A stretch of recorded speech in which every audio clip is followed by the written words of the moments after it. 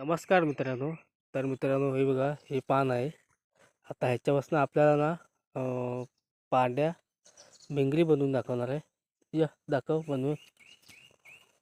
हे आता तर पांड्या तर सांग कसं बनवायची. ही अशी मोडायची हा. बारीक बारीक अशी.